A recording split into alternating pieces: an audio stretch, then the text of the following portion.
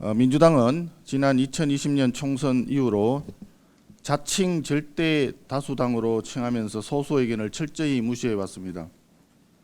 심지어는 소수 의견을 존중하는 입법 장치인 필리버스터마저도 회기 쪼개기로 무력화시키기까지 하면서 의회 독재를 자행해 왔습니다.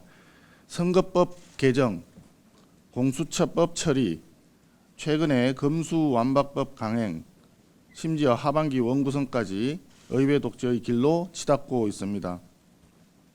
민주당이 나 혼자 본회의를 열어서 의장 선출을 강행하겠다고 하면서 그 핑계로 민생경제 위기를 들먹이고 있습니다. 지난 5년간 우리 경제의 근간이 흔들리고 민생 파탄이 일어난 것이 과연 누구의 잘못이었는지 다시 한번 지적하지 않을 수가 없습니다. 민주당이 정권과 다수당을 차지하고 있던 지난 5년 내내 대화와 타협 없이 다수 의석의 힘만으로 국민을 갈라치고 사회 갈등을 심화시켜 왔습니다. 민주당은 임대차 3법을 밀어붙여서 세입자와 임대인을 편가르고 부동산 시장을 파탄으로 몰아가 결국 서민들의 내 집 마련의 꿈조차 산산이 깨뜨렸고 전세가 사라지고 전 국민의 월세살이화를 심화시키고 있습니다.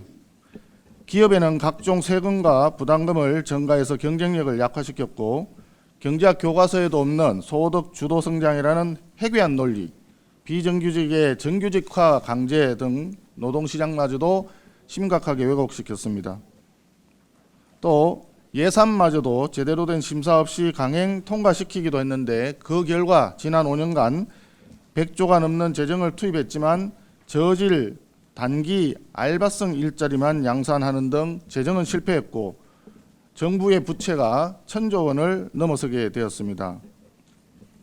모두 민주당이 협치 없이 다수 의석만 믿고 폭주해온 나치식 의회 독재 때문입니다. 망가진 산업의 성장 엔진을 되살리고 태풍의 권역으로 들어온 우리 경제의 위기를 조속히 극복하기 위해서는 무엇보다 대화와 타협을 통한 정치의 정상화가 시급합니다. 민주당은 자신들이 초래한 민생 파탄과 경제 위기를 덜먹이면서 나치식 의회 독재를 밀어붙일 것이 아니라 대선과 지선 과정에서 나타난 국민의 뜻을 헤아려서 정치의 정상화에 협조해야 할 것입니다. 민주당이 7월 4일 본회의를 단독 개의하겠다면서 자신들은 법사위원장을 양보했으니 이를 통큰 결단이라고 칭하면서 우리 국민의힘에게 양보를 거듭 얘기하고 있습니다. 그렇지만 이미 합의된 사항을 올바르게 이행하는 것에 불과한 것을 양보라고 하고 있습니다. 법사위원장은 1년 전에 이미 계산이 끝난 사안입니다. 밀린 외상값을 갚으면서 양보라는 단어를 사용하는 것은 어느 도단에 불과합니다. 그리고 민주당이 그 어떤 것을 양보한다고 하더라도 불법과 꼼수를 통해서 통과시킨 검수완박에는 협조하기가 곤란합니다. 민주당이 사전 전제 조건, 개원의 사전 전제 조건으로 내걸고 있는 사개특위 부분도 민주당의 의회 독주로 폭주 처리한 검수완박의 후속 조치를 위한 것일 뿐이고 그 과정에서 시시비비를 가리기 위해서 헌법재판소의 권한쟁의 심판이 진행 중인 것입니다. 양보의 대상도 아닌 법사위원장직을 거론하면서 사개특위 구성과 권한쟁의 심판소송 취하를 요구하고 있는 것은 뭔가 숨기고 싶은 뭔가가 두려운 것이 있는지 국민의힘에 부당거래를 제한하는 것이 아닌지 되묻고 싶습니다.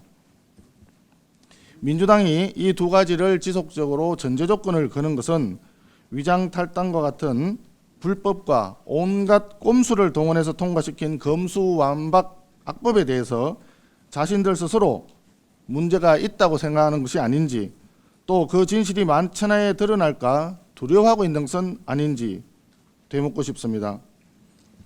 민주당이 먼저 해야 할 일은 헌법과 법률을 짓밟으면서 나치식 의회 독재를 자행한 것을 국민 여러분께 먼저 사죄하고 국민의 뜻을 다시 한번 잘 되새겨 보는 것입니다. 그리고 진정한 의지를 가지고 협치의 장에 나와서 상임위원장 배분 작업에 집중해 주시기를 다시 한번 강력히 촉구하는 바입니다.